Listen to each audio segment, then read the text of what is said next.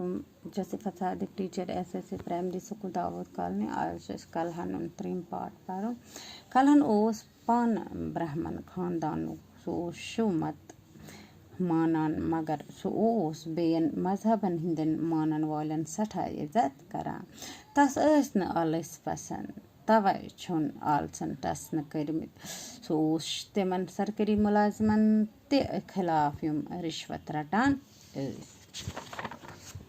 राज तरंगनी बड़ किताब अत 8 बाब आखरी यानी 7 तो 8 सारव खत बड़ यमन अंदर कलहनन पन्ने वक्त हाल तफसील सान लियोखमुत अत किताब अंग्रेजी उर्दू कोशर तो बेन जबानन मन तर्जम करना युस कलहन यह ब्राह्मण खानदान से ताल्लुक थवान यह शिव मत माना मगर यह बाकन मजहबन हिंदन मानन वालन सठा इज्जत करान अमिस कलहनस आलस पसंद तवे तम आलसन अत मज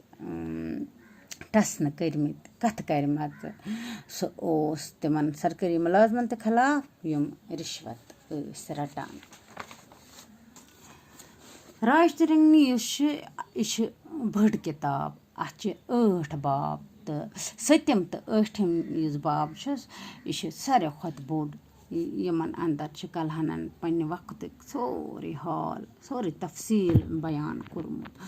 अत किताब अंग्रेजी तो उर्दू बे कशरिस मन तर्जम करना आमुत। अस्सलाम वालेकुम।